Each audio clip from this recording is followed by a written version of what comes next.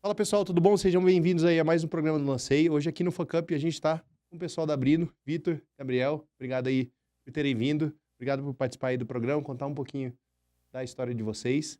E, assim, o primeiro ponto assim que eu gosto de levantar a bola e aí depois vira um papo liberado pra gente contar a nossa história, é como é que vocês chegaram aqui. Eu sei que vocês são gêmeos, né, pra galera que ainda não reconheceu de casa, mas... conta a história de vocês, como é que vocês chegaram aqui, depois a gente vai para as perguntas e desenvolver o nosso papo. Então, a nossa história é um pouquinho longa, né? A gente começou no ensino médio ainda, nós somos 4 sócios hoje, e passamos a Olimpíada Robótica, a Olimpíada Brasileira de Robótica, para começar realmente a desenvolver robôs e trabalhar nessa área.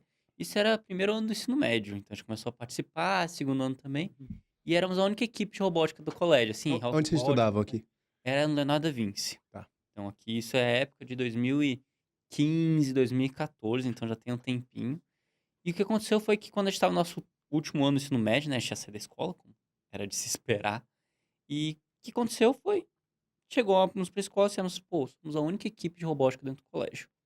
Vamos sair. O que você acha da gente começar a dar aulas para as outras pessoas e preparar realmente um projeto contínuo de ter mais gente participando? O colégio topou, disse que sim. Então, no nosso terceiro ano do ensino médio, nós tínhamos por volta de 100 alunos para ensinar robótica. Isso era 2016. Nós não tínhamos nenhum curso de robótica, nenhuma capacitação. E 100 alunos dependendo da gente para participar de uma competição. Vendeu antes de começar a produzir. Método startup, né? Excelente, parabéns. Uma coisa que eu gosto muito de falar sempre é que pra gente foi o caminho inverso do empreendedorismo tradicional, né? Então, o que aconteceu foi que a gente começou com uma ideia e depois a gente transformou isso aqui num negócio.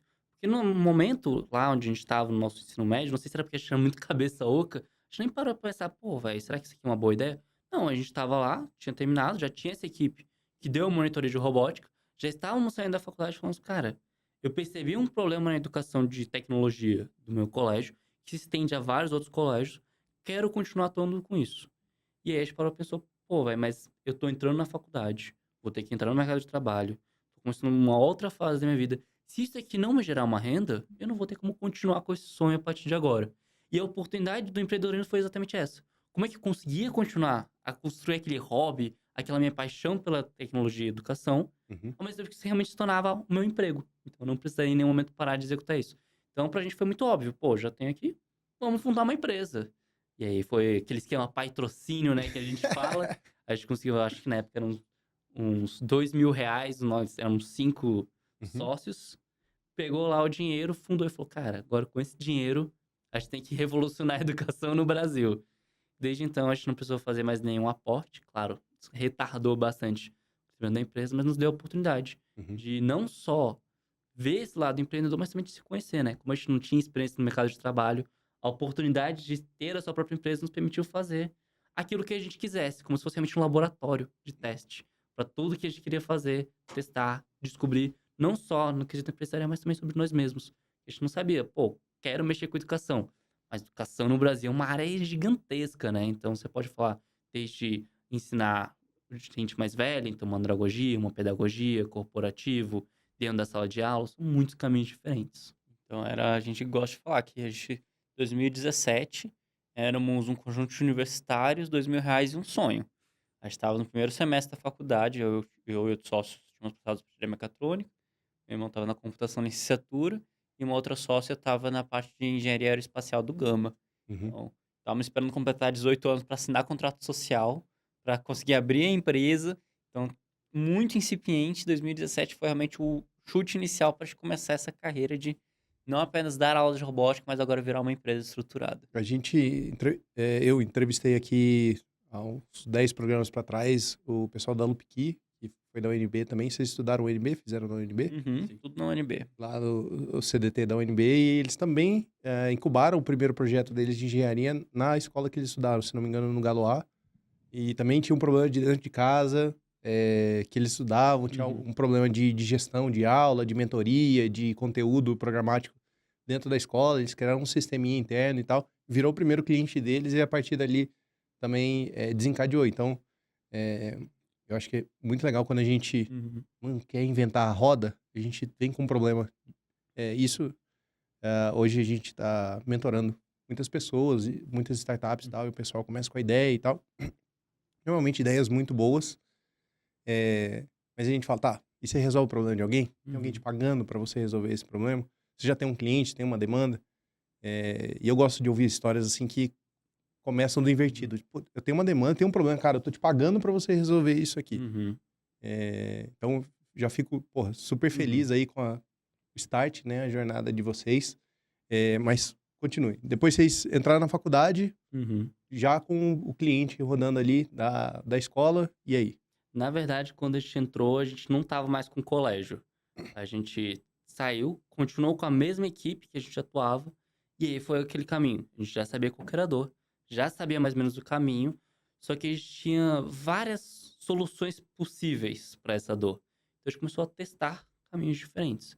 Seja, pô, quero melhorar aqui a educação de tecnologia. Posso usar um kit, posso usar uma plataforma, posso usar uma outra pedagogia. E aí foi o momento que a gente realmente começou a se profissionalizar nesse sentido. Porque até o momento nós nem sabíamos o que era uma empresa direito. A gente conversou com um tio de um nosso amigo que era advogado, construiu ali o contrato e falou, pô, temos um CNPJ, que legal. Mas e agora? O que a gente faz com esse CNPJ? E aí veio toda a questão de desde aprender como emitir nota fiscal, contabilidade, todos os caminhos que uma empresa precisava. E nós só tínhamos R$2.000. A ideia era, pô, tem que fazer esse negócio rodar com esse dinheiro, porque eu não tenho outra renda, não tenho como colocar mais dinheiro. A gente tinha uma oportunidade muito legal ali, porque nós ainda morávamos com nossos pais. Sim. Então, conta disso, se a gente falisse aquele negócio, nós não tínhamos nenhum filho, nenhum dependente, ainda bem, que dependesse dessa renda, nem nós mesmos. Então, era um ambiente muito propício para testar. Então, essa foi uma vantagem de começar tão cedo, porque nos deu muito espaço para poder errar. E dentro do método de startup, isso é muito importante, né?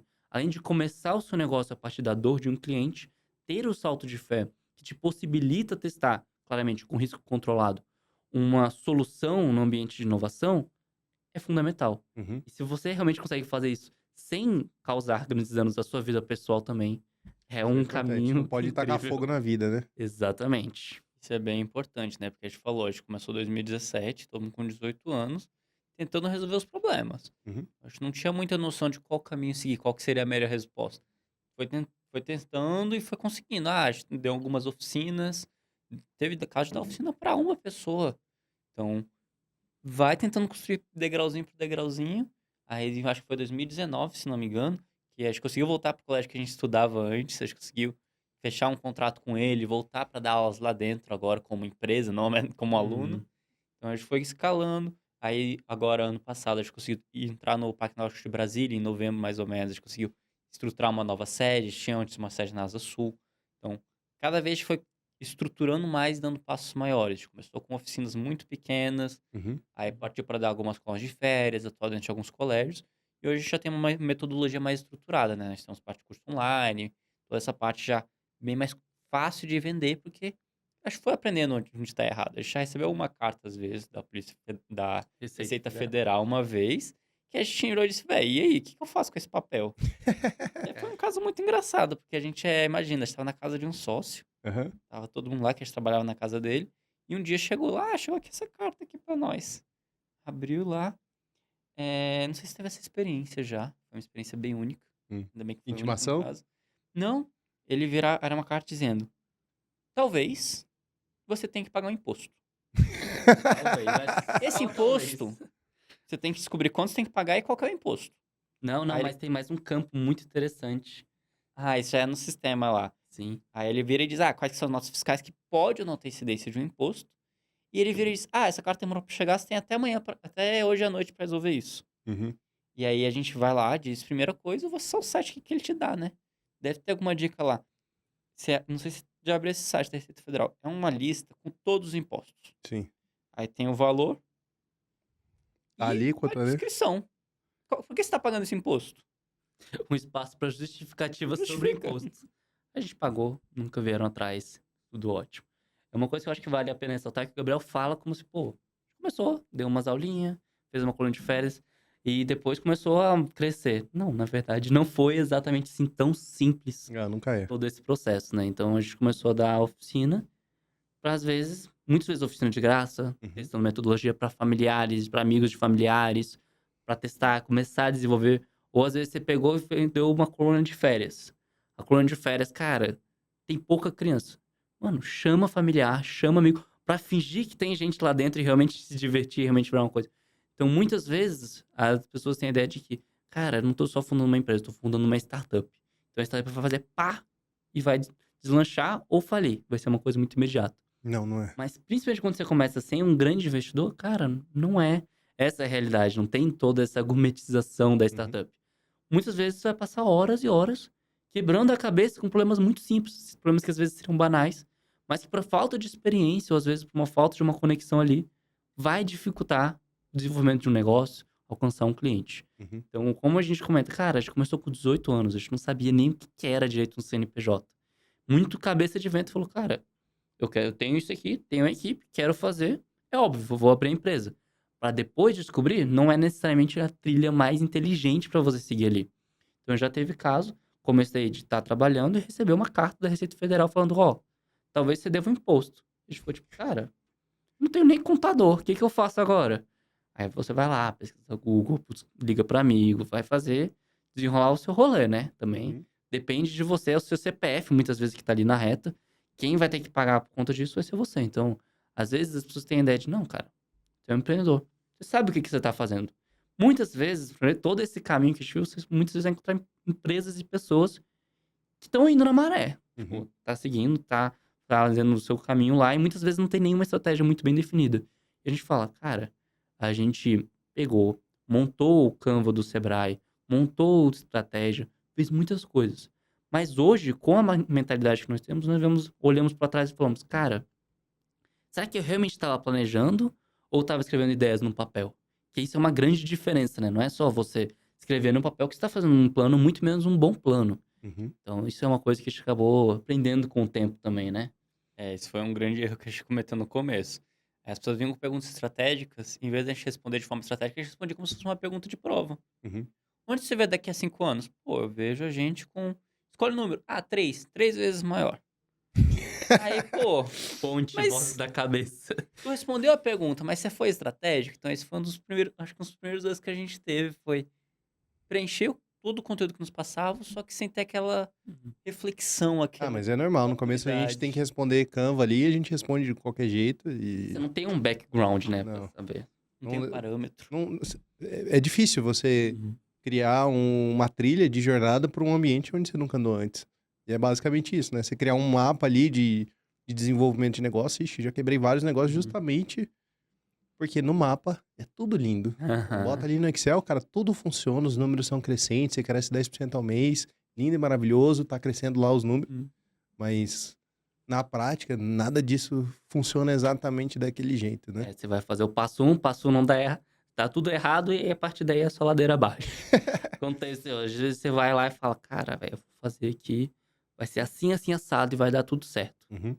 Cara, antes mesmo do passo 1, às vezes já dá errado e você fica, tá, o que eu vou fazer agora? Eu vou improvisar, seguir. A gente segue isso até hoje na empresa, na verdade. Isso é um hábito que eu acho que é meio tóxico nosso. Mas vira e mexe o Gabriel, principalmente. Alguém vira e fala, cara, a gente tem que entregar isso aqui há quantos dias? 5. E aí você vê a reação da pessoa. Se a pessoa ficou estressada, você fala, pode ser 8 então. Se a pessoa ficou muito de boa, então vai ter que ser em 3 dias. Você vai tentando o número. Até você chegar uma data que pareça coerente, um número que pareça coerente. Porque enquanto você não testar aquele produto, enquanto você não testar aquela empresa, cara, você não faz a menor ideia. E isso eu acho que foi uma das primeiras coisas que a gente se surpreendeu no modelo startup, né?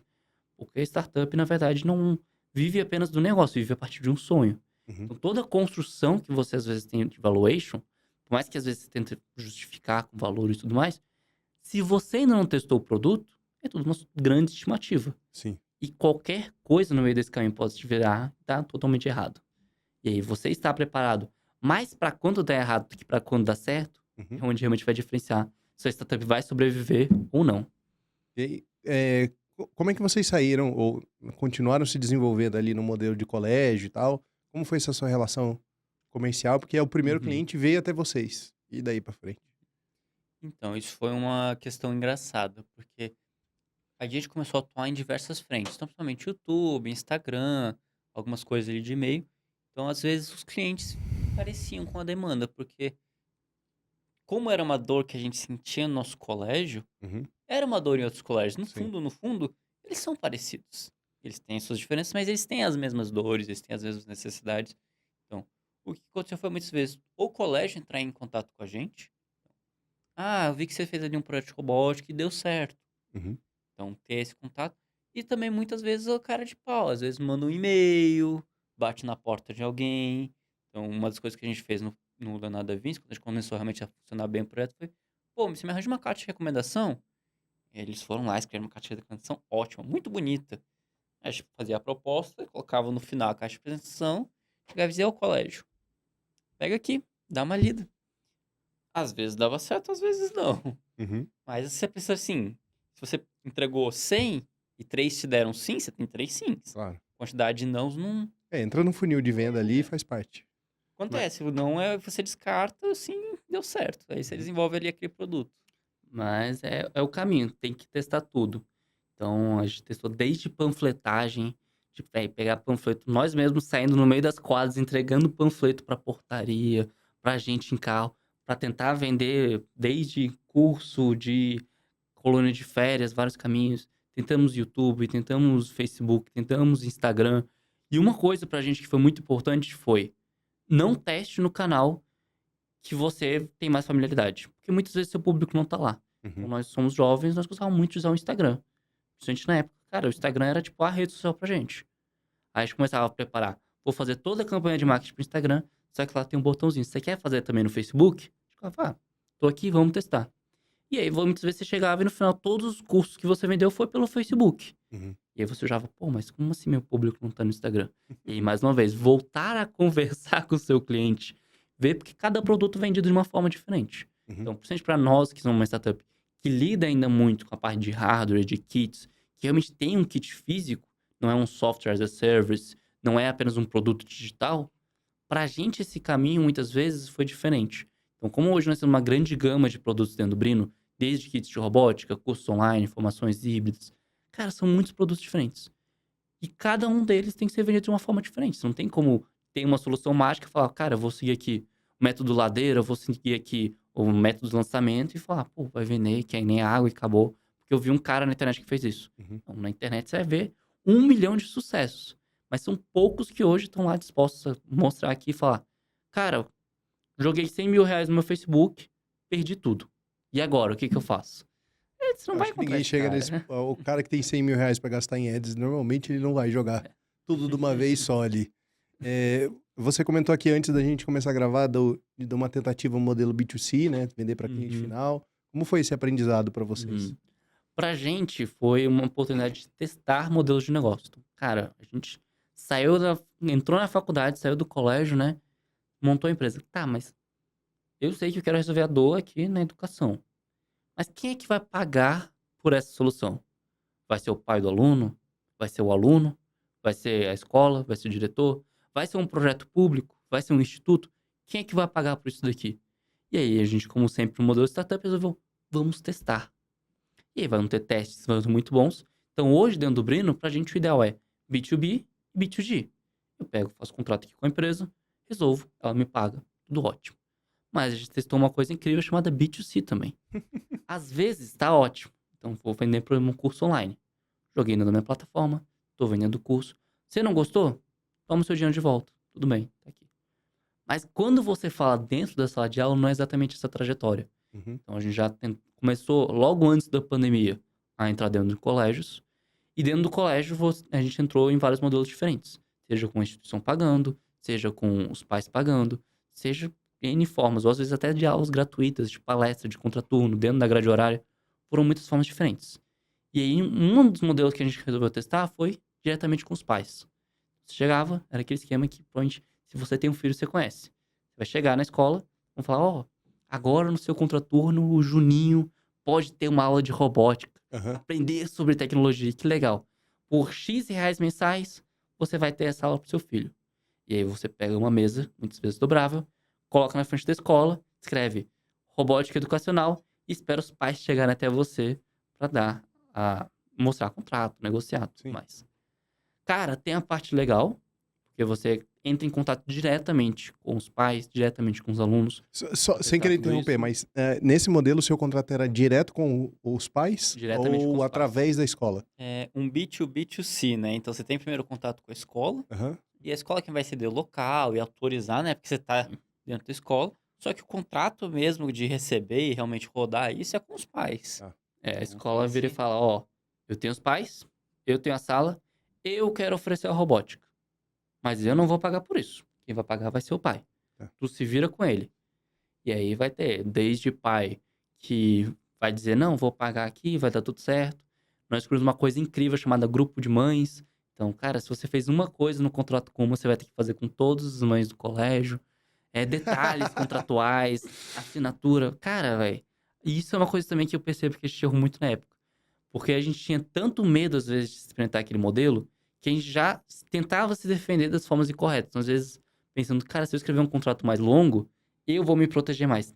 Nada a ver. Uhum. Só vai te dar problema. O pessoal vai reclamar do contrato, você vai ter que imprimir aquilo lá 500 vezes. Assinar o contrato já foi uma dor enorme. E aí chega a segunda parte, que é a parte onde você vai receber. Você pensa, pô, cara, assinei o contrato. Já tem a sala, já tem a escola, já tem os horários, tá tudo certo. Já tô dando aula. Aí o pai não paga. O que você faz com a criança? A criança chega lá, toda entusiasmada pra ter aula. Cara, eu particularmente não tenho o sangue frio de virar e falar, ô Juninho, fora da sala, seu pai não pagou. Não, isso é uma coisa que, Eu cara, nem sei se pode fazer isso. não consegue. No contraturno, você ainda tem mais brechas pra poder fazer isso, porque não é obrigatório. Aham. Cara, é uma coisa que não tem muito como fazer isso, saca? Ainda mais quando você já tá tendo da sala. Então, foi um modelo que a gente resolveu testar, esse B2C. Nos gerou muita dor de cabeça, mas hoje a gente viu outros caminhos B2C que deram mais certo, como cursos online. Uhum. Mas dentro de escola, hoje, a gente basicamente não tá mais entrando nesse modelo. Uhum. Pode entrar até com porcentagem, mas hoje, pra gente, quem faz a cobrança geralmente são as escolas ou as instituições que estão lá. Porque pra gente, às vezes você pode entrar em mais escolas, você pode receber mais dinheiro. Mas a grande questão é que faturamento não quer dizer nada. Uhum. O que quer dizer é qual que é o seu lucro, quanto esforço você teve que gastar por aquele dinheiro. E a gente viu que pra gente era um esforço que, pelo nosso tipo de equipe, pela construção da nossa empresa, pra nós não fazia Tinha sentido. uma taxa de inadimplência alta. Uma taxa de inadimplência alta, um esforço Uhum. miserável, às vezes, pra conseguir entrar. E, cara, eu acho que uma das partes mais importantes não era nem nada a ver com isso. Era só porque a gente percebeu que não era o nosso caminho pessoalmente.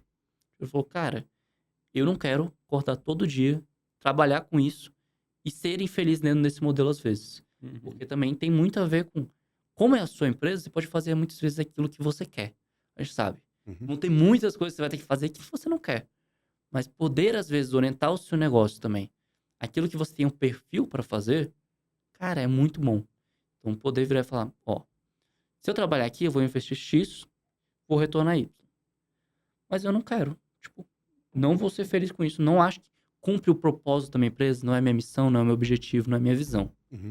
O que eu vou fazer é focar para aquilo que eu acho que é pertinente para mim. Uhum. E também, um outro caminho que nós erramos aqui dentro do Brino foi tentar atender todas as dores. Não, Então, se impossível. você faz tudo, Impossível. você não faz nada no final do dia. Hoje nós conseguimos alimentar uma gama muito grande de produtos, de cursos. Uhum. Mas, cara, foi uma coisa que teve que ser construída no decorrer dos anos. E saber dizer esse não estratégico para um cliente, que às vezes bate na sua porta com uma dor, já tem a receita, mas não é o seu produto, não é o que você está Isso fazendo, dói no primeiro momento. Nos machuca, inclusive. Muito obrigado, Mohana.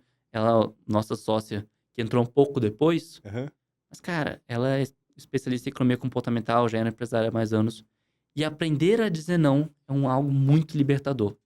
Seja dizer não para cliente, seja dizer não para fornecedor, seja dizer não no seu dia a dia. Às vezes, cara, você vai ter que aprender a respeitar suas horas. A gente tem um grande problema no Brino de falar que você é o super-homem. Eu vou fazer um monte de coisa hoje. Uhum. Tá, mas aí alguém bateu na sua porta, você ficou conversando, você não fez nada.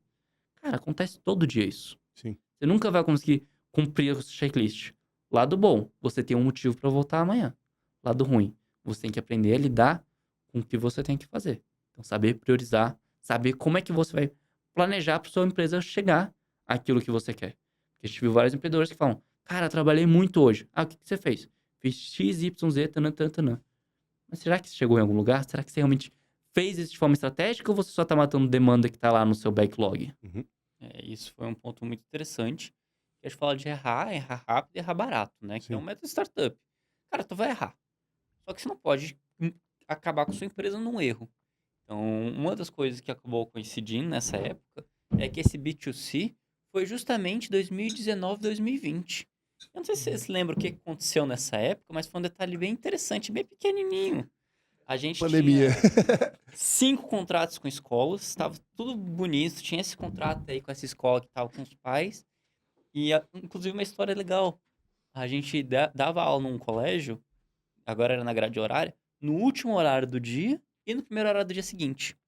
Então a gente tinha montado uma aula super legal. Tipo, com 6 da barraca. tarde e 8 da manhã. Exatamente 6 da manhã, isso. né? A gente tinha lá montado a barraca, tinha já preparado toda a sala, deu a última aula do dia e falei assim, não vou desmontar isso tudo. Amanhã eu tô aqui de novo, primeiro horário, ninguém vai usar a sala, vamos voltar amanhã. Saímos de noite, literalmente nessa noite, com a força de uma caneta, o governador virou e disse, não Ninguém vai sai de voltar casa. amanhã. É. Amanhã tu não vai pra escola. Então, literalmente, sim, a gente brinca, mas é verdade. Do dia pra noite, todos os nossos contratos, todos os nossos materiais ficaram trancados dentro de uma sala. E a gente virou e disse, quanto tempo? Não sei. E aí, o que você faz? Cara, não sei. Senta e chora. Só recebeu o decreto. Então, foi essa a nossa realidade. A gente tinha contrato com os pais, tinha contrato com as escolas, nossos materiais estavam literalmente montadinhos pra gente voltar no dia seguinte. Uhum. Recebemos os documentos dizendo, não, tu não vai voltar amanhã, não. Mas o legal é ver o lado positivo. Lado ruim, eles ficaram com os materiais. Lado bom, os materiais já estão guardados, eu não preciso mais guardar eles. Então, Mas foi. vocês recuperaram ele? Recuperamos. Ah, tá. Depois de algum tempo, a gente percebeu, vai, isso aqui vai demorar. A gente falou com ela, tipo, vai, deixa eu passar aí, pegar as coisas. Aham. E também era um cenário de incerteza, né? Não era, galera, nós vamos fechar as escolas por 6 meses. E a primeira coisa seria dizer, véi, 6 meses? Sim, 6 meses. Ah, tudo bem, então vamos planejar pra Uhum. tá fechado. E aí, o que eu faço com isso? Não sei, você trabalha lá, dá teus corre. Então aí você fala todo de um processo, né? Que a educação passou de sair das aulas presenciais e reproduzir o que a gente via nas aulas presenciais no online, né? Foi isso que a gente fez na pandemia. A gente pegou uma sala de 30, 40 alunos enfileirados, com o professor na frente, passando um slide, e agora fez isso no ambiente virtual, né? A gente pegou uma plataforma de reunião, botou 30 rostinhos redondinhos e um professor apresentando slide falando durante 2 horas seguidas. Uhum. Então, a gente passou por todo esse processo de pegar a sala física, levar para a sala virtual e agora voltar para a aula física. Enquanto tudo isso na nossa empresa, a gente teve que desenvolver outras áreas. Então, foi a época que a gente migrou muito para online.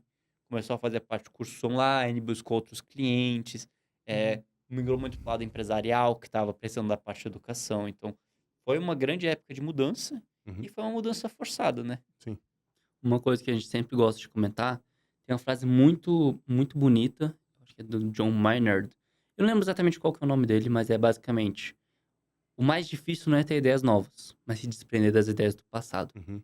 E durante essa transição da empresa, eu sinto que isso fez muito sentido. Porque se você pegasse essa transição da pandemia e abrisse uma sala de aula no metaverso, que era a revolução que você tinha na época, que era o espaço novo, um novo universo para você ensinar, cara, você estava numa sala no metaverso, era exatamente isso. Você tinha os alunos mais uma vez sentados dentro da sala, carteiras enfileiradas. A diferença era qual? O avatar do professor geralmente era maior do que dos alunos, Uhum. para mostrar ainda uma posição de empoderamento. E ter essa visão da educação como algo que você tá num ciclo, que, cara, vamos ter que fazer uma coisa para modificar, nos bateu muito uma tecla. Então, como a gente é uma empresa de tecnologia, muitas vezes a pessoa fala, pô, você é em tecnologia e educação? Faz para mim tal coisa, que às vezes não é a sua área, né? Mas durante isso você vai sondando muito o mercado. E a gente viu uma demanda de várias escolas, pô, quero escanear a minha escola em 3D para os meus alunos poderem continuar aprendendo dentro da escola. Eu ficava, cara, você pode dar aula no Havaí, na Lua, em Machu Picchu. Por que que você vai escanear a sua escola para te colocar o aluno de novo lá dentro? E muitas vezes era o que o cara queria. E vocês foram por esse caminho? Não, eu nunca escaneei nenhuma escola em 3D, ainda bem. Eu ficava, cara, por que você vai gastar, sei lá, uns 30, 40, 50 mil reais Uhum. pra escanear a sua escola em 3D? Não precisava, tipo, a gente nem trabalhava com isso. A gente ficava, cara, meu feedback é, não faço. E eu também não faço. Boa sorte. Isso foi uma questão que a gente sempre traz a diferença entre inovação e tecnologia, né? Que nem sempre os dois andam juntos. Não. E o peso desse detalhe. A gente estava literalmente reestruturando o nosso sistema de educação. A gente estava criando um novo universo virtual, tem as nossas limitações. Nós escolhemos reproduzir cada detalhe dos nossos problemas antigos. A gente pegou tudo que a gente tinha, a pior parte às vezes, e criou dentro do universo virtual e disse: aqui eu tenho tecnologia. Era inovação? Não. Era a mesma ideia, era a mesma estrutura. Uhum. Mas agora de uma forma muito mais avançada, um metaverso. Cara, muita tecnologia. Mas a partir desses pequenos detalhes, a inovação não E existe. meio que também não foi pra lugar nenhum, né? Eu não ouço mais a gente. Cara, Não é meu mercado, Uhum, não é do meu métier, mas uhum. eu não ouço mais falar de metaverso. Uma coisa que a Como gente isso percebeu isso muito vive ainda? foi exatamente, tipo, ainda existe, mas, cara, se você hoje vira para um professor e fala, e aí, vamos fazer um ensino em AD? Cara, o cara surta. Uhum. Pega aquele final da pandemia, você fala pro professor, Teams, pô, ele já gritava, já se assustava o cara, velho. Então, era um momento que você tinha, que, claro, foi uma grande tragédia, mas, pô, foi a oportunidade para essas empresas de base tecnológica poderem se destacar, poder construir uma solução tecnológica para realmente resolver vários problemas que nós temos dentro da sala de aula. Porque quando você para falar, ó, o problema da minha sala de aula aqui em Brasília, cara, é muito diferente do problema do cara lá do interior do Amapá, ou da pessoa que tá lá no Rio Grande do Exatamente. Sul. São situações muito únicas. Hoje você tá falando no Brasil de como é que você vai implantar aulas de tecnologia. Uhum. Mas se você pega o censo de escola, se você pegar realmente os dados escolares, tem escola que não tem banheiro. Tem escola que não tem saneamento básico. Tem escola que não tem água. Tem escola que não tem professor, que é basicamente um rádio que dá uma aula. Uhum. Então, nós temos que sempre ter a noção de que, cara, não tem como esperar todos chegarem ao mesmo patamar para continuar a partir daí. Mas o momento que você tinha para realmente destacar outras soluções educacionais, muitas delas faliram pós-pandemia. Como a gente está nesse mercado de tecnologia e startups há mais tempo, nós sempre participamos de muitas comunidades. Uhum. E a gente acompanhou várias startups que, cara, eu olhava e falava, pô, que negócio foda. Queria eu ter essa ideia primeiro. E aí chegou a pandemia, era o momento, às vezes, do cara deslanchar, faliu. Instantaneamente, às vezes durou 2, 3 meses e já acabou a Não empresa. sustenta, né? E aí, às vezes, o que você se apaixona por aquela solução, não é necessariamente o que vai dar certo. Entendi. então, isso também é um lado que a gente tem que pensar, né? A pandemia foi um baque de digitalização do mundo, né? Aham. Você não podia mais se ver presencialmente, você se via online. Só que o pós-pandemia, quando as escolas voltaram, a gente sentiu muito uma aversão mesmo à tecnologia. Você virava e dizia, pô, a gente podia agora implantar para um ensino híbrido. Uhum. Adotar um pouco de recursos que a gente aprendeu. Ou as plataformas digitais que a gente estudou durante a pandemia. Não, a gente quer voltar para o papel. Porque isso entrou muitas vezes de forma muito imposta e virou um trauma nas pessoas. Sim. Não era mais, estou me digitalizando porque eu quero ter um futuro com menos papel, por uma consciência mental. Não. Estou me digitalizando porque senão eu não trabalho. Se eu não trabalho, eu não como. Se eu não como, temos um problema. Então, isso veio com um peso, uma questão de ansiedade realmente com as pessoas tão forte que logo depois da pandemia a gente viu um retrocesso na parte digital, às vezes, porque as pessoas estavam saturadas disso. Eu acho que minha impressão, né? Eu não tenho dado nenhum pra isso. Mas o que segurou pós-pandemia de digitalização foram as coisas que tinham a ver com processos operacionais. Uhum. Você tinha que fazer um processo no papel, no documento, tal, cartinha, e fazia isso fisicamente, passou a fazer pelo digital, porque só tinha Uhum. pelo digital, e esse eu acho que segurou. Tipo, Sim. na escola onde minha afilhada estuda, o controle de ponto dela no aplicativo, a professora manda uma lista de tarefas para ela no aplicativo, eu vejo à Uhum. noite, os avisos, tem na Uhum. agenda dela lá que ela escreve, mas a gente só Sim. confere pelo aplicativo, notificação, vai ter tal evento na escola, Uhum. vai ter Dia dos Pais, Dia das Mães e tudo mais. Uhum.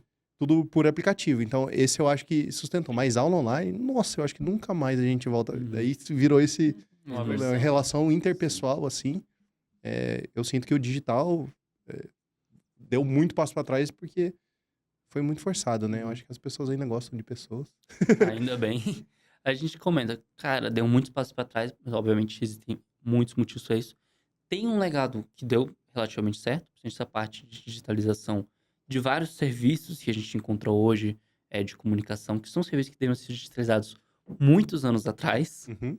com a pandemia ganhou uma certa força, mas também vê a importância que nós tivemos.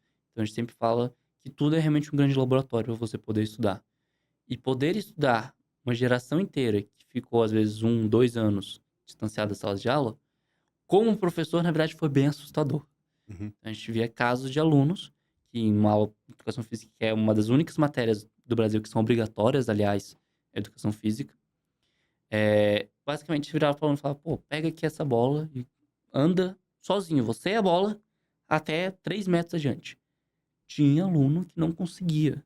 Tipo, ou ele tropeçava na bola, ou ele perdia a bola. Cara, ele não conseguia andar 3 metros com uma bola. E esse aqui é só um exemplo. Ou às vezes de qualquer tipo de mobilidade, senso. Porque muitas vezes a pessoa, ok, você migrou ali pra tecnologia, mas perdeu completamente a interação que você tem de ser humano, né? Nós somos seres sociáveis. Então, aprender a como lidar com problemas. Pô, até hoje você vai encontrar alunos, eu até converso muito com minha namorada, que ela é professora, estava atuando diretamente na escola, dentro da grade horária. Só que ela atua com os menores. Então, principalmente Fundamental 1, ela trabalha bastante.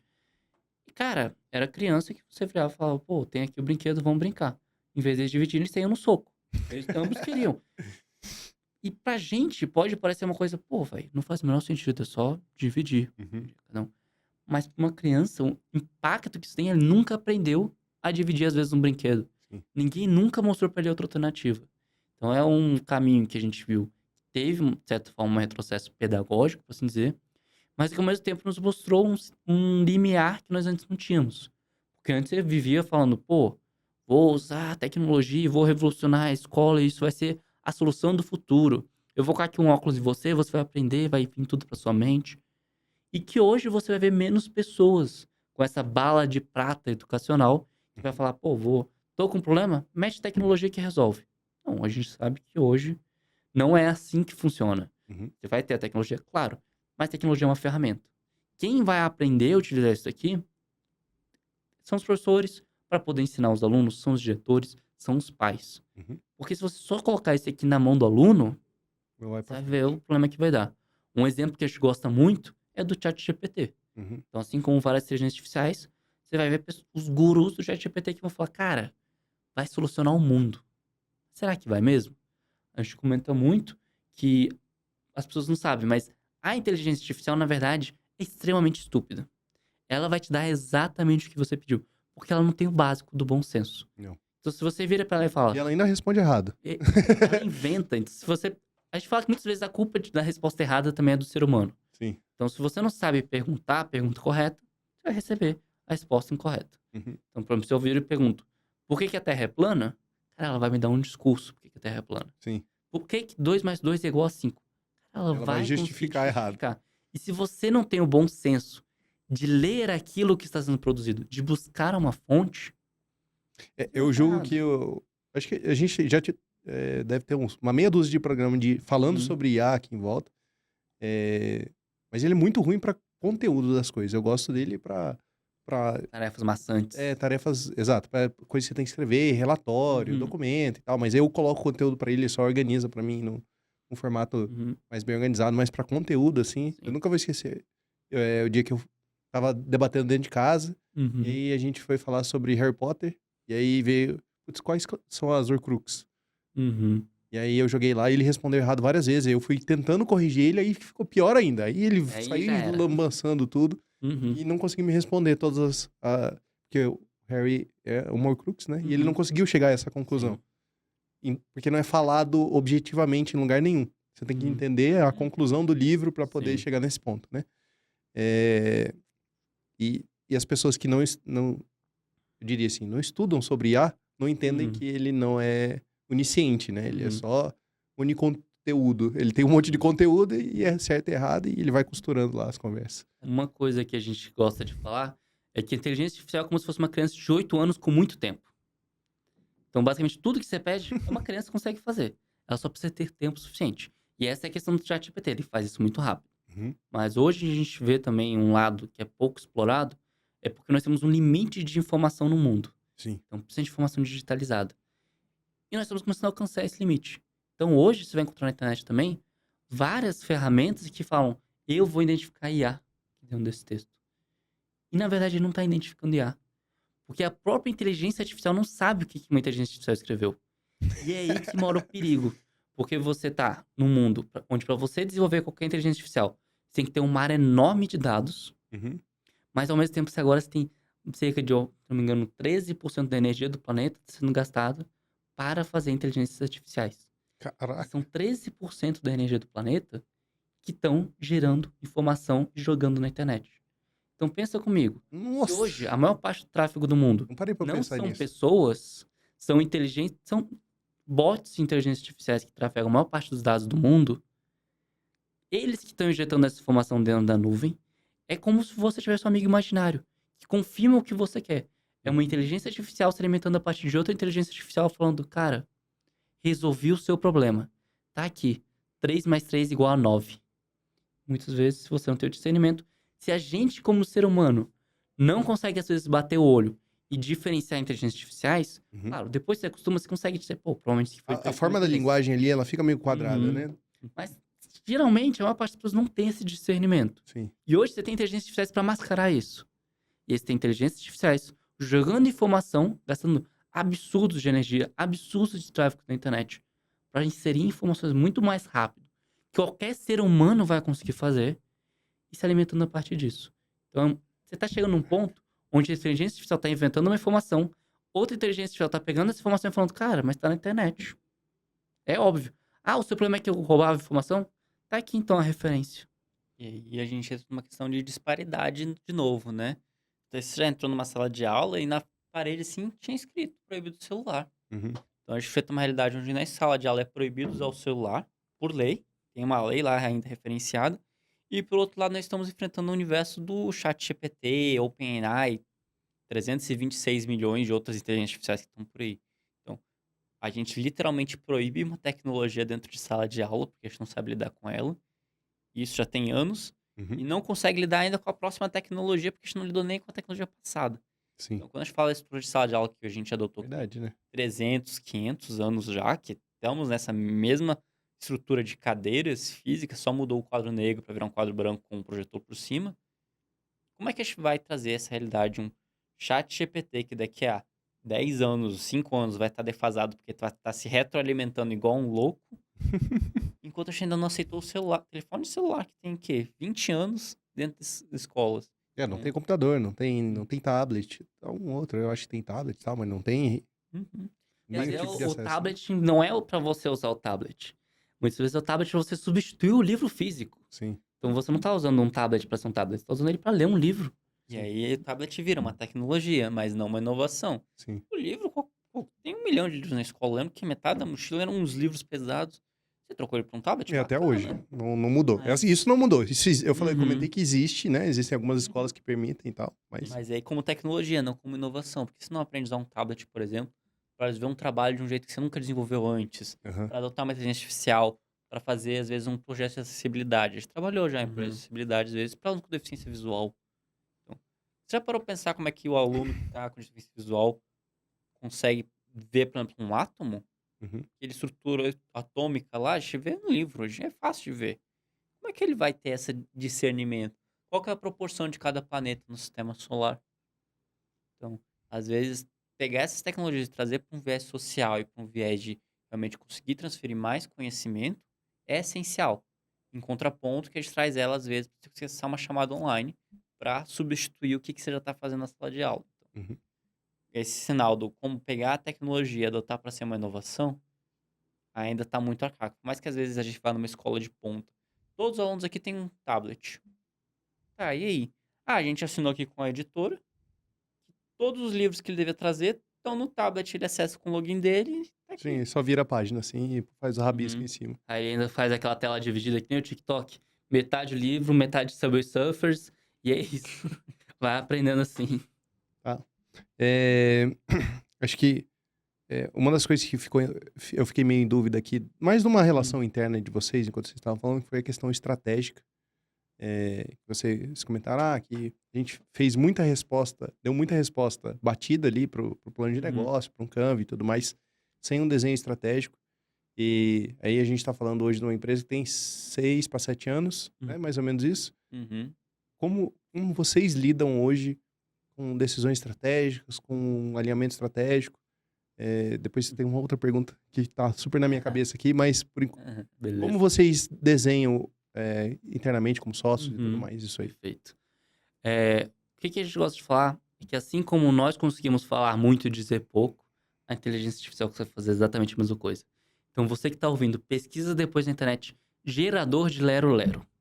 Cara, é uma inteligência artificial que você vai inserir um tema e ela vai te falar até 10.000 caracteres sobre o tema sem dizer absolutamente nada.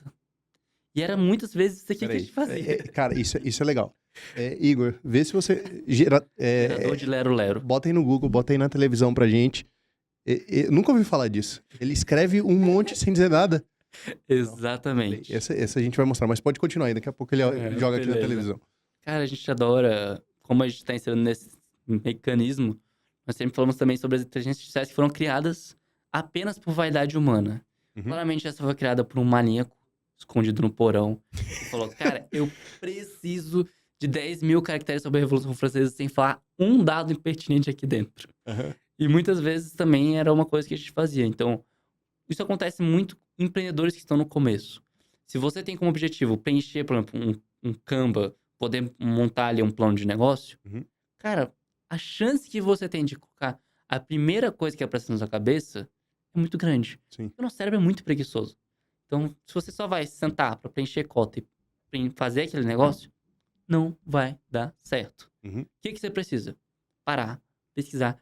Cada pergunta, muitas vezes, que tá bem ali, existe um propósito para ela estar ali. E às vezes é um propósito que não vai necessariamente te atender. É um propósito que pode ser interessante para alguma outra pessoa. Então, ter o discernimento também que você não precisa preencher todos os passos que todos os empreendedores fazem Uhum. é muito aliviador, por assim dizer. Uhum. Então, mais uma vez, aquele não muito estratégico. Sim. Então, não são todas as perguntas que vão satisfazer as mesmas respostas. Então, saber o seu negócio para poder fazer um planejamento que seja pertinente para o seu negócio, principalmente quando a gente fala de startup, cara, é muito importante. Sim. Porque ninguém conhece mais sobre o seu negócio do que você mesmo. E aí, se você tentar encaixar ele no modelo, que às vezes, não, tem uma empresa tradicional aqui de fulano de tal, que preencheu aqui esse modelo que eu tenho que fazer para alcançar o sucesso. Cara, não é uma bala de prata. Mas hoje, como vocês fazem os debates de tomada de decisão e tudo mais? Isso é um ponto muito importante, porque a gente fala que na empresa nós temos 4 sócios. Uhum.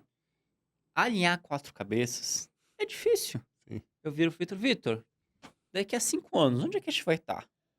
Não sei. Tá, daqui a 6 meses. Também não sei. Então isso é muito que a gente gosta de sentar em volta de uma mesa, todos os sócios, com muito tempo disponível. Uhum. Que é aí que vai, é questão de abrir mesmo a cabeça de cada um. Uhum. Cara, a gente normalmente começa com uma revisão. E o bom é que nós, como nós já temos 7 anos, nós sempre temos um histórico. Então, Sim. o que a gente fez nos últimos 6 meses? O que a gente projetou para daqui a 6 meses e o que a gente fez nos últimos 6? Então, a gente vê, acertei, errei, a gente gosta desse feedback, por mais que nem sempre seja a solução. Entender o que você fez, se era o que você esperava. E começa a debater um pouco das dores. Cara, a gente trabalhou muito com escolas no B2B e trabalhou numa escola B2C. E eu não gostei do B2C. Às vezes um sócio vira e diz, velho, o B2C eu tenho 15 chamados querendo contratar, eu acho muito mais fácil. Então aí eu acho que é muito mais, começa com uma conversa aberta, Uhum. muito, revisa e bate papo. E depois a gente chega num quadro branco, no nosso caso é um vidro mesmo, uma janela, e começa a escrever. Pra você, quais são os nossos próximos 5 tópicos pra gente desenvolver? Queria trocar nosso site, queria fortalecer nosso YouTube, e eu acho que queria fechar 12 escolas no modelo B2B, e eu queria ter um novo contrato no ChatGPT. Então aí cada um vai lá e coloca no seu. E aí você já percebe um pouquinho de qual que é a diferença de cada um. Às vezes você foi lá e botou, velho, eu quero fechar 5 escolas no B2C. E eu tô aqui por dentro, tipo, meu Deus, velho, acho que quase Morreu por conta morreu ali tentando fazer o básico. Então depois que todo mundo colocou é que você tem uma visão um pouquinho mais, tipo, agora que a gente conversou, já deu uma alinhada, cada um botou, e agora a gente vai começar a fechar ideias. A gente não vai conseguir fazer 50 coisas. Não tem como. Uma coisa também que a gente gosta muito de falar, inclusive fica a dica, para você que está fazendo esse planejamento estratégico saia do seu ambiente de trabalho. Cara, faça essa reunião em qualquer lugar possível, mas não onde você está todo dia. Só isso já ajuda bastante. Então a gente já fez várias vezes reunião lá em casa, reunião em outras salas do mesmo prédio, reunião em restaurante, cafeteria. Porque às vezes, o que faltava para você, não precisa ser todas as reuniões, mas de vez em quando ajuda bastante. Outra, use metodologias ativas. Então, como a gente mexe muito com metodologia ativa por conta de questão pedagógica, dentro de sala de aula, Você vai ter várias técnicas, inclusive design thinking, que vão engrandecer muito no momento que você for fazer essa estratégia. Então, parte disso é muito simples. Tem uma metodologia muito legal, que é, você vai fazer um brainstorm com onde você acha que a sua empresa tem que estar daqui a 1 ano, 3 anos, 6 meses. Vai pegar um post-it e o seu objetivo não é ter discernimento. Colocar o máximo de post-it na parede. Vai lá, vai. Coloquei um monte na parede. E aí começa. Quais daqui você quer tirar? E aí, vem um ponto legal. Cada um pode ir tirando um até alcançar um número específico. Por quê? Às vezes você vai Então, encontrar você vai algum eliminando. sócio, você vai eliminando. Ok. Às vezes tem alguém que está apaixonado por essa ideia. E aí você sente a dor da pessoa falando, como assim você tirou o meu post-it? Cara, é meu superpoder. Eu super vou tirar esse post-it. E aí você vai tirando, para depois ver mais ou menos o que faz sentido também. E também está alinhado com os seus objetivos anteriores, né? Então a gente tem um termo dentro das startups que é pivotar. Mas, cara, se você pivotar a sua startup a cada 6 meses, você não vai chegar em lugar nenhum. Então, uma parte muito importante pra gente é, olha o que você fez nos 6 meses. A gente viu vários empreendedores que pegam, sentam e falam, cara, daqui a 6 meses eu quero chegar aqui, vou fazer isso. Mas, cara, se você não olhou o que você já fez, é muito possível que você caia num ciclo vicioso, falando, cara, resolvi isso aqui, não sei o quê. Caiu de novo no mesmo problema. Cuidado com métricas de vaidade. Isso é uma coisa que também a gente comenta muito. Ai, minha empresa tem um faturamento de 3 milhões. Minha empresa tem um valuation de 15 milhões. Tá, mas qual que é o seu lucro? Qual que é o seu pessoal? Qual que é o seu gasto? Quanto é que você vai gastar para realmente crescer esse negócio? Cara, se você fatura 15 milhões, sua margem de lucro é 1%, você só tá se matando de trabalhar e no final você não tá gerando uma margem de lucro irrisória. Pô, vai ser legal por conta de números grandes? Vai, com certeza. Mas o esforço que você tem para crescer o faturamento de uma empresa de 15 milhões vai ser muito grande para ter 1% de retorno. Então, muitas vezes, toma cuidado com os dados que você analisa. A gente vê pessoas escolhendo dados errados que não dizem nada sobre o seu negócio. Um exemplo muito básico. Pessoas que veem, por exemplo, número de seguidores no Instagram. Cara, Essa métrica de legal. vaidade aí é difícil. Mas, pô, adianta alguma coisa se, por exemplo, seus seguidores você tem um engajamento de 1%? Não. Se você tem 3 mil seguidores e um engajamento de 10%, mesma coisa de eu ter, sei lá, 30 mil E 1%. e 1%. Fez diferença? Pô, abri meu Instagram, legal, gerou autoridade? Gerou. Mas meu impacto foi exatamente o mesmo. Sim, você fez Será que venda essa é a minha daquilo, métrica? trouxe algum retorno para você. Exatamente. Porque crescer, cara, eu não vou me alimentar de seguidores no Instagram. O que eu vou fazer? Vendas. Tá. Com 3 mil seguidores, você fez quantas vendas? Ah, fez X. Pô, essa é a sua métrica. Esses são os dados. Por isso que muitas vezes você vai ver programas de televisão ou até empreendedores que eles não vão pegar esse tipo de métrica. Você vai pegar o LTV, você vai pegar um monte de dados que são baseados no seu faturamento, são estatísticas, são porcentagens. Porque cada startup é única. Então, você tem que basear dentro do seu próprio negócio, seus dados. E aí, hoje vocês costumam alinhar as tomadas de decisão estratégica com base em que tipo de métrica? Isso é uma questão muito complexa, porque depende do projeto. Aham. Então, ao mesmo tempo que a gente diz, imagina, sei lá, a Coca-Cola tem lá um monte de investidor e na nota de investimento mandou lá, galera, esse trimestre foi top, conseguimos 50 mil seguidores novos no nosso Insta. Encerra ali, eu acho que as pessoas não ficariam muito felizes, né? Não. Eu fiquei achando engraçado, pelo menos. Então depende muito do onde você quer. Então, por exemplo, uma das coisas que a gente pesa muito é a satisfação do cliente. Muitas vezes os nossos clientes de escolas, eles acabam vindo até a gente. Eles vêm, eu vi que você fez tal projeto, ou você já mandou uma proposta no passado, queria renovar. Porque você teve um customer success, né? Você fez alguma coisa para trazer esse engajamento dele. Então, uma métrica legal é, seu cliente está feliz? É a primeira coisa. Antes de você pensar no próximo, tá bacana? Seu cliente está te pagando? Você tem uma ponte com ele? Então, uma das métricas que a gente gosta muito é quantos contratos a gente expandiu. Além do, sei lá, de 2023 para 2024, fechei 10 novos contratos. Sim. Mas dos 10 contratos que eu tinha, 5 contratos expandiram e os outros 5 foram mantidos. Então, quantos clientes foram embora, quantos aumentaram e quantos se mantiveram ali, mais ou menos. Sim. E você já tem uma noção, se os clientes estão gostando ou não estão. Então, se você pegar 15 mil clientes e quais que você tem hoje você não consegue manter, bacana, 15 mil novos clientes, mas no ano seguinte pode virar 2 mil. Sim. Ok? Você tem que sustentar essa barra lá em cima, né? Então, Tem que a ter um bom métrica é CS, faturamento, quanto por cento disso é lucro, qual que é a nossa taxa de retorno dos clientes, mas sempre cara, seu cliente tá feliz? Tá. Vocês usam um NPS para isso ou não? Difícil, porque a gente atua com as escolas e Aham. com os alunos. Então, por mais que a escola faça a contratação, é o aluno e o professor que tem esse trabalho mais final. Então, nós temos trabalho, a gente consegue aferir NPS, geralmente ele gira 92 a 95, Uhum. pô, bacana, mas em contratos grandes, às vezes é difícil de fazer essa aferição. Uhum.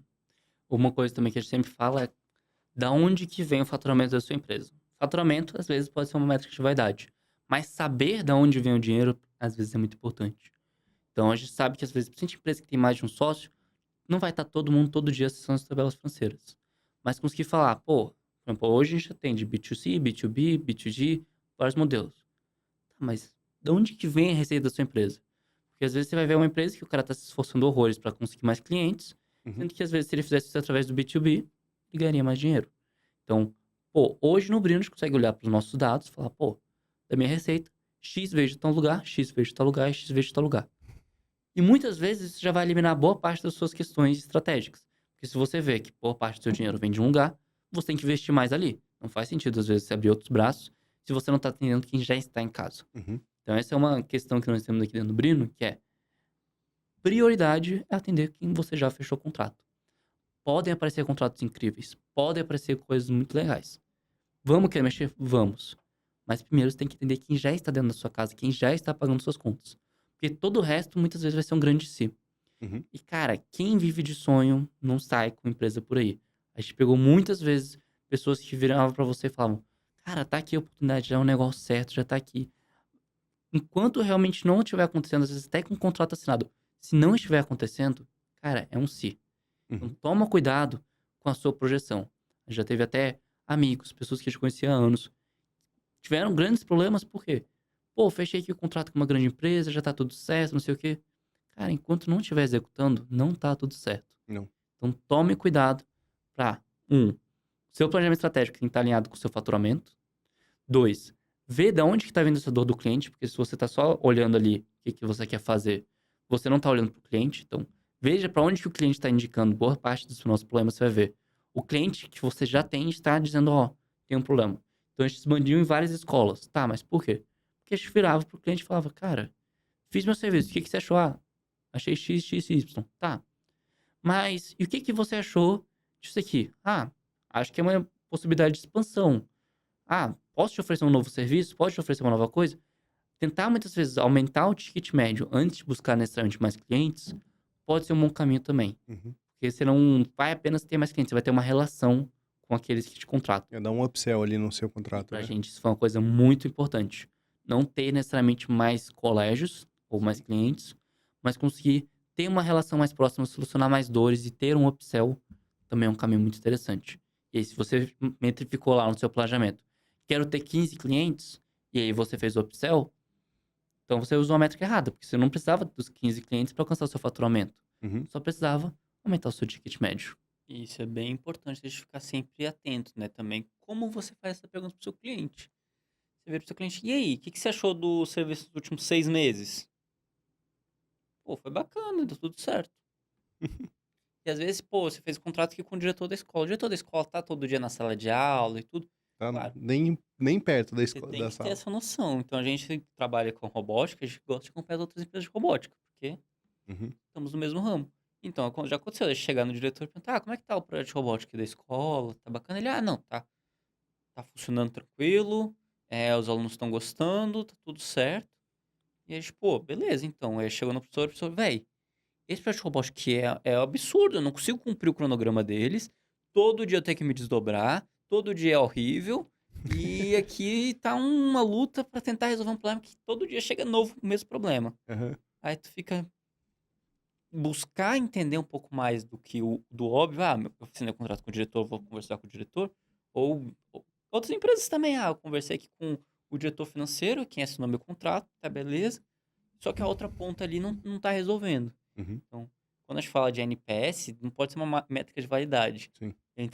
Tem 10 escolas, entreguei para 10 diretores, todo mundo preencheu 95, meu NPS é 95, pô, lindo.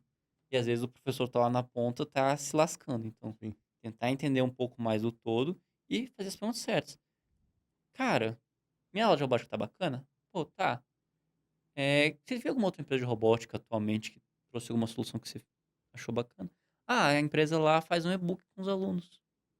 Isso é legal porque eu consigo mandar para os pais, que ter mais interação com os pais, é algo que eu tava precisando. É algo que você teve que parar ativamente e pensar? Não.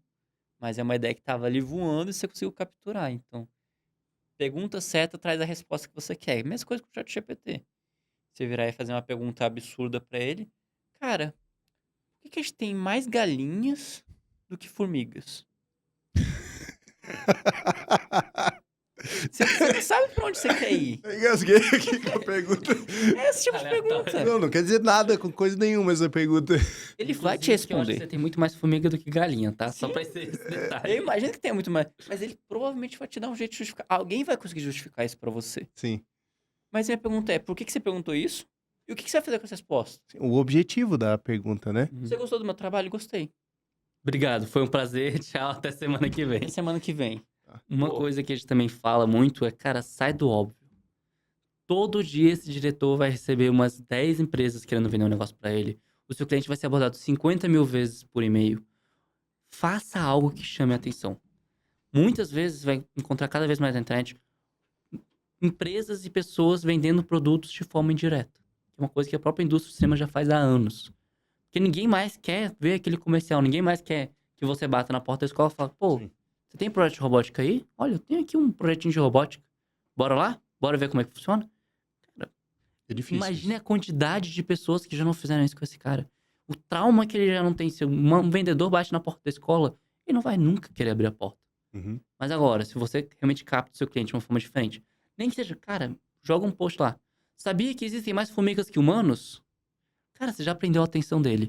Qualquer coisa depois disso vai ser muito mais fácil. Sim. Mas não seja agressivo na venda. Não. Uma coisa que a gente aprendeu nesse tempo é valorize o tempo.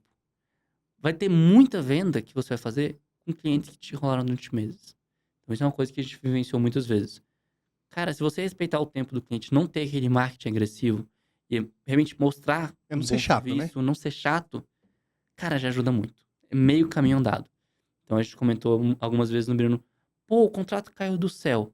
Pô, a gente sabe que é uma brincadeira. Porque não caiu do céu. Não.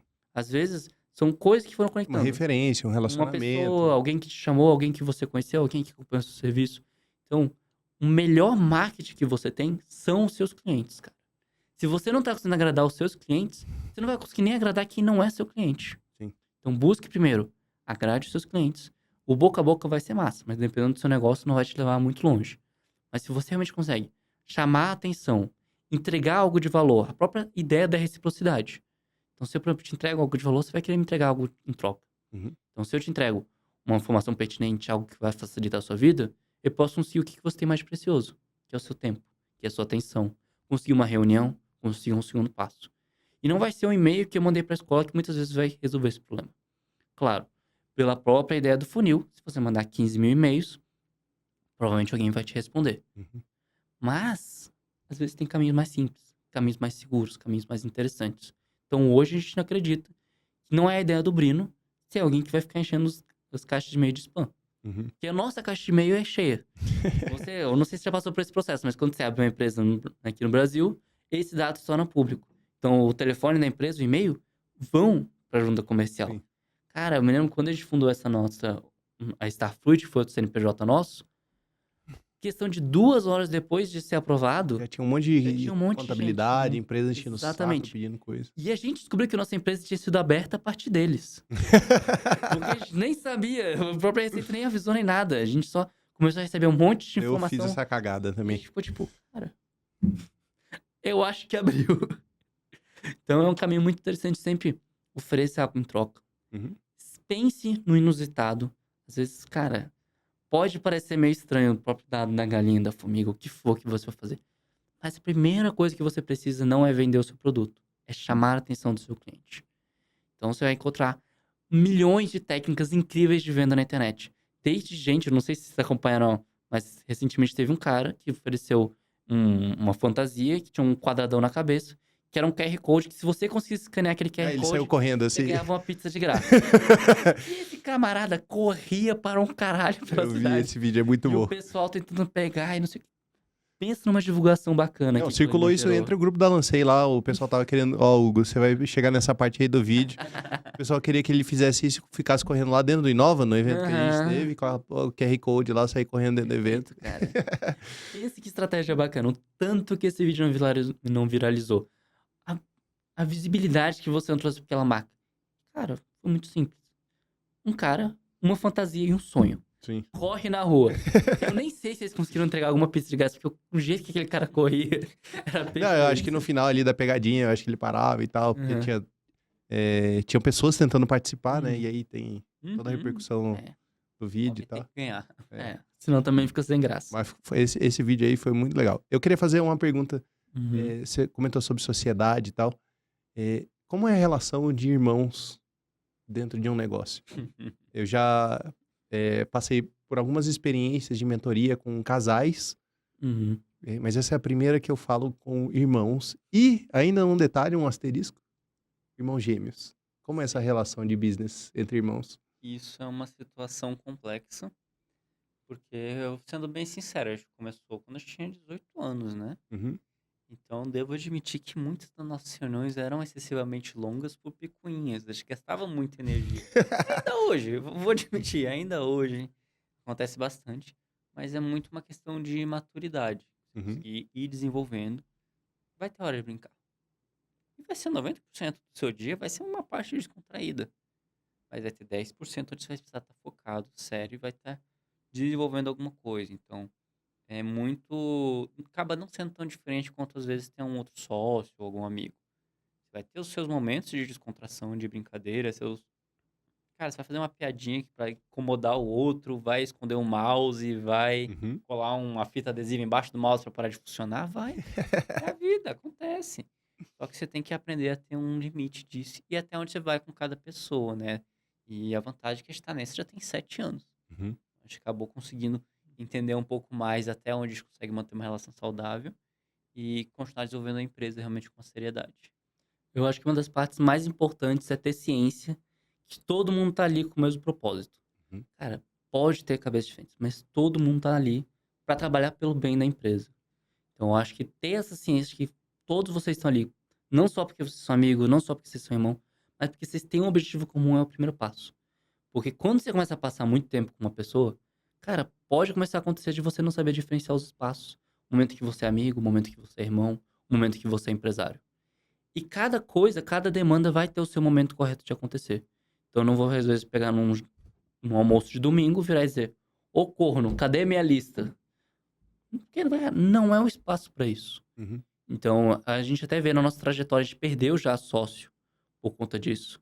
Porque a gente não soube ponderar o momento correto de fazer brincadeiras. Então, lá dentro do Brino, nós sempre fizemos muita piada, sempre. Mas saber o momento onde você pode fazer essa piada, o momento onde você tem que ser sério e realmente resolver um problema, pra gente foi uma coisa que demorou muito tempo pra nós descobrirmos. Então, eu sinto que a gente aproveitou muito disso no momento correto, porque nós somos muito jovens. Então, como nós somos jovens, temos uma startup jovem, Uhum. eu sinto que nós tínhamos um grau de liberdade para poder construir uma cultura empresarial em torno disso. Poder realmente Mais leve, né? usufruir mais leve disso. Claro, às vezes a gente brincava, cara, se alguém de fora visse o que a gente tá fazendo aqui dentro, ia ser muito difícil nós conseguirmos um novo cliente. Porque às vezes você vai ter piadas, você vai ter brincadeiras, você vai fazer coisas que não são produtivas para o mercado de trabalho ali dentro. Uhum. Mas faz parte. São amigos, estão se divertindo. Ou desde às vezes fazer reunião, às vezes em casa, cozinhar comida junto, fazer várias coisas, são muito importantes para você construir uma cultura empresarial bacana. Porque a gente tem que lembrar que nós, como empresários, nós não temos aquela carga horária de 8 horas por dia. Uhum. Muitas vezes você vai trabalhar 10, 12 horas. Exato. E manter esse ambiente leve vai ser o mínimo pra gente conseguir manter a sanidade depois disso. Porque tem que lembrar que, principalmente enquanto a gente morava junto, cara, você passava às vezes 12 horas no dia trabalhando, depois entrava no mesmo carro que esse cara, ia pra casa com ele e tinha que olhar a cara dele o dia seguinte. E às vezes era sexta, sábado, domingo e depois ia enviar junto. Então, saber diferenciar esse momento, Uhum. ter a maturidade que realmente a gente demorou mais do que deveria pra construir, mas para saber quanto é que vai ser engraçado e quanto é que vai começar a realmente incomodar, atrapalhar a produtividade. Principalmente, o que é que você tá construindo lá dentro? Porque por mais que às vezes sejam amigos, estejam trabalhando lá todos juntos, cara, muito legal. Mas em algum momento, se o seu negócio começar a crescer, que é o intuito do negócio, Uhum. você tem que começar a puxar mais gente lá pra dentro. E aí uma pergunta que a gente fazia muitas vezes era, tá, eu fiz essa brincadeira com meu sócio. Às vezes tá tudo bem. Mas se fosse um funcionário brincando assim com o chefe, estaria tudo bem? Se às vezes fosse outra situação, será que estaria tudo bem? Ou será que eu estou construindo um negócio aqui dentro que não é sustentável para o crescimento do meu negócio? Uhum. Então, ter esse discernimento de falar, tá, sou amigo, sou irmão, tamo aqui junto como empresário. Mas saber também como se portar em cada um dos espaços. Porque, claro, a maneira que, por exemplo, eu me porto aqui no podcast, a maneira que eu me porto numa mesa de reunião com o cliente, a maneira que eu me porto numa mesa de conselho, às vezes de um instituto, a maneira como eu me porto em cada lugar, cara, vai ser completamente diferente. Sim. E não quer dizer que você esteja sendo falso, não quer dizer que você seja uma pessoa diferente. É a mesma pessoa. Só que saber fazer isso pra gente foi muito importante. E tem que ter a postura também, né, na empresa, né? A gente também gosta de não puxar muito pro contrário, né? Já entrou num escritório com 50 pessoas, todo mundo no mais absoluto silêncio. Parece que tá morto aquele lugar, né? Sim. Você entra tudo tênue, não tem um som, não tem uma conversa. E a gente fala muito, pô, principalmente quando a gente fala de empresa, startup, você é criativo, você tem que debater ideias, você tem que resolver coisas, você tem que tirar dúvidas, você tem que realmente desenrolar as coisas. Então, Sim. bota uma música pra tocar, troca de ambiente, escreve na parede, troca uma ideia com as pessoas. Para 15 minutos e faz uma atividade aleatória. Então, ao mesmo tempo que a gente tem esse cenário de mais seriedade, mais profissionalismo, aumentar a produtividade, no final do dia a gente quer que as pessoas estejam dentro da própria consciência, não esteja todo mundo Uhum. louco. Então, Sim. como é que a gente pode transformar nossos dias? Às vezes a gente passa dentro daquela nossa sede, passava 14 horas, 16 horas num dia, que eram épocas mais pesadas. Sim. Você passar 16 horas sentado, sem conversar, no máximo com o seu fonezinho, focar na sua tarefa, tu vai enlouquecer. Fica louco. Fica louco. Então a gente traz muito, uma cultura que a gente criou que nos divertia muito, era a cultura de conhecer novos países. Então a gente tem uma Alexa aqui em cima, mais ou menos, chamava Alexa. Top 100 Finlândia. Aí vai no Spotify e toca Músicas da da Finlândia. Finlândia. Todas as 100, às vezes. Todas assim, às vezes. Mas, tipo, tem assim uma coisa diferente, algo pra Uhum. realmente quebrar essa rotina é muito importante. Era enlouquecedor às vezes? Era, eu conheci muita música ruim nessa rolê. Muita música bacana. E às vezes você percebe até que a galera da Finlândia ouve as mesmas músicas que você, só você que não sabe disso. Era. São esse tipo de oportunidade que a gente vai construindo, que traz realmente um ambiente de trabalho muito mais descontraído. Hoje a gente fala que uma startup não é aquela... Você entra numa sala toda colorida, cheia de vidro, coisas escritas. Uhum. Cara, isso é ambiente físico. Ambiente físico, todo mundo tem, qualquer um faz. Você pega ali um dinheiro, faz Você comprou investimento. 5 puffs e fala, pô, tem uma startup. Não. Puffs coloridos, mais startup. Mas hoje a gente Quem fala nunca? muito cultura. Realmente cultura. O que a sua equipe tem de diferente? Por que a sua equipe vai ter uma produtividade melhor? Não falo, tipo, dia a dia. Porque analisar dia a dia é horrível. Uhum. Mas por que numa semana você vai ter uma produtividade melhor? Porque todo mundo conseguiu ter uma baixa taxa de desistência. Então, cultura e, ao mesmo tempo que você não pode ter um muito brincalhão e muito imaturo, você também não pode ter uma coisa muito rígida, né? Muito centrada. Sim, tem que estar leve ali pra Exatamente. trabalhar no dia a dia, né? Porque você Uhum. tá tendo que bater a tecla ali todo dia. Tem que... Eu acho que esse nível é legal, mas eu gostei dessa experiência de vocês entre irmãos, Uhum. né? Irmãos há muito tempo já como sócios. Sim. Vocês estão mais tempo como sócios do que muita empresa que sobrevive no mercado. Cara, Uma assim, sociedade que não tem nada a ver com Uhum. irmãos, né? Então, eu acho que vocês já estão muito Uhum. lá na frente. E uma coisa importante também é, às vezes, pensar em como é que você pode transbordar esse tipo de cultura para fora da sua empresa. Uhum. Porque cada vez mais você vai encontrar, não só questão de marketing, mas redes sociais que tentam espelhar isso. Então, as pessoas hoje em dia não querem comprar produtos, elas compram muitas vezes ideias. Uhum. Então, às vezes, por que às vezes uma Experiência, né? pessoa vai comprar um MacBook ao invés de um notebook comum? Uhum. Cara, pelo próprio nome, notebook comum, MacBook. A gente sabe que o MacBook vai fazer a mesma coisa de um computador Windows normal. Mas você não tá comprando um computador. Muitas vezes você não tá fazendo só pelo lado racional. A maior parte das compras hoje no mundo não são racionais. É o cara que comprou por impulso, é o cara que foi lá e comprou. Ele não vai ficar parado pesquisando. O público leigo em geral Aí só chega lá, pô, quero isso aqui. Vai lá e compra. Então, muitas vezes, conseguir transbordar esse tipo de cultura para fora da sua empresa de maneira benéfica é muito legal. Mostrar para as demais pessoas o que você está construindo ali dentro. E também não adianta nada eu desenvolver a melhor cultura empresarial do mundo, estar todo mundo feliz ali dentro, mas ao mesmo tempo, ninguém saber que isso existe. Uhum. Então, ter que ter um processo onde a pessoa tem que entrar dentro da sua sala para saber o que se passa é uma coisa que é muito errada. E é uma coisa que eu acho que nós pagamos muito com o Brino. Porque muitas vezes nós tentamos construir coisas ali dentro que a gente não conseguia mostrar para o mundo de fora. Então, quando eu falo mostrar, inclusive para os nossos clientes. Então, a gente fala, o melhor exemplo que eu acho que nós temos foi o próprio Leonardo da Vinci. Cara, eu estudei lá. Depois eu fiquei um tempo ausente lá de dentro. Voltei para vender um produto lá dentro. E aí agora, recentemente, nós tivemos uma reunião para conseguir ampliar nosso contrato lá dentro. E aí foi o momento onde nós realmente sentamos e falamos, cara, eu acho que eles ainda me veem como se eu fosse um aluno. Por quê? Eles não viram, às vezes, esse crescimento que eu tive dentro da minha empresa. Eu era um cara lá que passava lá, dava as aulas, não sei o quê, voltava. Mas ele não faz a menor ideia do que minha empresa hoje faz. E a partir do momento que, por exemplo, inclusive o Rafael, que teve essa ideia, vamos fazer o seguinte, antes da gente começar a nossa apresentação do produto, vamos fazer a apresentação sobre o Brino. Vamos mostrar uma fotinha do que a gente era na época, onde é que nós estamos hoje e o que mudou aqui dentro. Uhum. Porque, cara, ele é meu cliente já fazem anos. Aí manda E assistir eu esse nunca podcast. atualizei. Pronto. Exatamente. Eu nunca atualizei ele sobre tudo que eu fiz. E a gente foi lá, fez uma apresentação, atualizou, mostrou um produto muito maior do que a gente fazia na época. Falou, cara, eu não sou mais a criança que participava da Olimpíada e minha discussão era qual que vai ser a cor da Olimpíada Brasileira de Robótica. Uhum. Hoje eu tenho problemas reais, estou mostrando aqui outros lados. Então, eu acho importante ter esse momento onde eu mostro que eu cresci no decorrer desse trajeto e que hoje eu tô te mostrando esse produto não como ex-aluno, mas como realmente empresário que desenvolveu isso aqui com base em anos de conhecimento. E aí, começou a dar mais certas coisas. Uhum. Então não adianta nada você olhar a sua empresa pelos seus olhos. Você tem que olhar pelos olhos do cliente. Então, o óbvio, muitas vezes, tem que ser dito. Tem que ser dito. Total. E a gente esquece muitas vezes desse detalhe. Então, quantas vezes você não recebeu uma mensagem no WhatsApp que não queria dizer nada? Mas pra cabeça da pessoa que enviou aquela mensagem dizia tudo. Então, cara, eu acho que o principal ponto que nós temos que tirar dessa mensagem aqui é comunicação. Uhum. Porque se você não se comunica com o seu cliente, se você não se comunica com o seu possível cliente, você pode ter a melhor ideia do mundo, o melhor produto do mundo, a melhor solução. Se ele não entende, ele não compra. Uhum. E aí você falhou. Não porque você não soube desenvolver o seu produto, não porque você não soube desenvolver o seu serviço, mas porque você errou ao se comunicar e mostrar aquilo pro cliente. Sim. Inclusive, eu vou pegar isso como um gancho, Uhum. que é a última pergunta que eu costumo... Uma das últimas perguntas, Uhum. né, que eu gosto de fazer.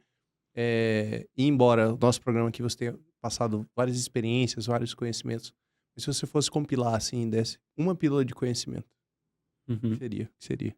Uma de cada. Eu acho que a minha pílula seria nessa linha da comunicação. Porque que nem a gente falou, cara, a gente sentava numa reunião de sócios e a gente começava a planejar. Uhum. Só que a gente não parava pra pensar, às vezes, que nós somos 4 sócios. Não é muita gente, 4 pessoas. Tá fácil.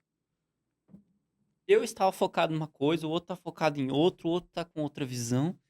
Então, às vezes, se você não tem esse comunicar o essencial, comunicar o básico, Uhum. não desenvolve. Não tem aquela estrutura para começar a trabalhar. Ah, hoje eu vou me atrasar. Isso é uma mensagem que muitas vezes já vai ser entendido como algo negativo. Pô, você tá atrasando de novo? Gente, hoje eu vou me atrasar porque eu vou passar para atender um cliente que pediu para eu resolver um pepino lá. É a mesma mensagem, só que outra capa. Então, Sim. às vezes, essa pequena informação que na correria do dia a dia a gente esquece é o que vai fazer a diferença no final do dia. A diferença entre você postar em promoção, vamos vender muito, em aulas de robótica fazem a diferença pro seu filho. Ambos você vai tentar vender uma coisa ali no final, geralmente, ou vai dar Sim. alguma coisa assim. Só que você vai ter uma mensagem diferente. Uma coisa você está muito mais ligado, pô, isso é o futuro, isso é algo que eu preciso desenvolver, e você está muito mais preocupado em vender. Então, essa mensagem, essa comunicação, esse detalhe faz toda a diferença. Eu acho que se eu fosse deixar a minha pílula aqui de conhecimento, seria seja estratégico. Então, faça aquilo que gera valor para o seu negócio. Você não precisa estar o dia inteiro ocupado para ser produtivo. Então, a gente vê muitas pessoas, principalmente nossos alunos, muitas vezes, que ele vira e fala, Cara, não fiz nada hoje porque eu, sei lá, fiquei assistindo Netflix, fiquei fazendo X, Y, Z. Mas se valorize. Se você fez aquilo que realmente entregou valor, você não precisa estar ocupado o dia inteiro. Então, a gente gosta sempre de falar, o dia tem 24 horas para todo mundo. Uhum. Então, todo mundo vai ter exatamente o mesmo tempo para fazer as coisas. A questão é que você tem que fazer de maneira estratégica. Então, se manter ocupado não é ser produtivo. Aprenda a dizer não, aprenda a focar naquilo que importa, aprenda a ter um propósito na sua empresa. Porque se você quiser só se manter ocupado o dia inteiro, você consegue fazer isso com absolutamente qualquer coisa. Mas se agora, se você quer ser estratégico, alcançar um objetivo, vai ser muito importante você realmente aprender a focar naquilo que importa, a dizer não e separar o que é importante e o que é urgente. Porque nem tudo que é importante é urgente, nem tudo que é urgente é importante. E se você sabe dizer não para uma coisa que é urgente, para focar em uma coisa importante, cara, você conseguiu crescer muito como empreendedor. Você não tem que agradar a todos. Isso é algo que você tem que ser estratégico e resolver o que você se propôs a resolver. O resto tudo é detalhe. Excelente. Deve ter uns 2 ou 3 podcasts para trás, a gente falou um pouquinho sobre aquela... Você falou matriz urgência e importância, né? A gente falou sobre impacto e importância ou urgência. Um desses dois também, que também tem o seu quadrante lá ideal, né? Que a gente tem que pegar o que dá menos trabalho e que dá maior impacto. E nesse caso, tem que ser o que é mais importante, não necessariamente mais urgente, né? Pra gente trabalhar melhor. Gostei disso aí, eu acho que o importante, o que a gente tenta fazer muito aqui é trazer outros pontos de vista, trazer outras experiências, outros dia a dias, para apresentar a realidade, pelo menos um pedaço da realidade, para a galera que está assistindo, a galera que está acompanhando e quebrando a cabeça, né, normalmente, num estágio, eu diria, para trás do que a gente já fez. E queria, cara, super agradecer a presença de vocês aqui. Para mim foi super rápido, mas sempre bastante conteúdo. A experiência de vocês na área educacional é sempre muito importante. Então, super obrigado aí por terem vindo, obrigado por terem participado aqui do programa com a gente. Vocês querem compartilhar mais alguma coisa, trocar mais alguma figurinha? É isso, Guto. Eu gostaria de primeiro agradecer, né, essa oportunidade. Pra gente é muito importante conseguir conversar um pouquinho também e fazer esse networking, que com certeza vai acontecer aqui. Porque pra gente é muito importante esses contatos. Sim. Não só com quem deu certo, mas pra gente conseguir conversar com aqueles que falaram, pô, velho, eu errei. Eu tenho uma startup há 7 anos e hoje ela não tá faturando tudo aquilo que eu gostaria. Então, conseguir realmente propor, mostrar os seus erros, não só para os outros empreendedores, mas para as outras pessoas. Porque a gente fala, cara, empresa, ser um empresário e ter um negócio são coisas diferentes, né? Então, conseguir mostrar um pouquinho disso aqui e aprender ainda mais com esse podcast pra gente é muito relevante. Muito obrigado pelo convite, sempre bom falar um pouco, porque quando você fala, você também pensa, né? Que nem aquela história de responder a pergunta. Você pode perguntar qualquer coisa, todo mundo começar a falar rapidamente. Sim. O que tá aqui na ponta da cabeça já sair. Só que quando você começa a maturar isso, traz toda a diferença. Então é muito bom ter essa oportunidade para aprender, compartilhar um pouco que a gente aprendeu e que a gente errou nessa jornada aqui. Infelizmente não foi pouco, mas cara, eu acho que nunca é pouco. O importante é errar rápido, aprender e falar, puta, eu não vou cair nesse buraco de novo. A gente sempre fala para o nosso sócio, cara, se quer errar, tudo bem. É ir rápido e errar barato. Sim. Porque senão aí fica difícil o nosso processo. E senão você não vai inovar. Então, muito obrigado, né? Esse aprendizado, esse caminho e ansioso para mais episódios. Fechou, tamo junto.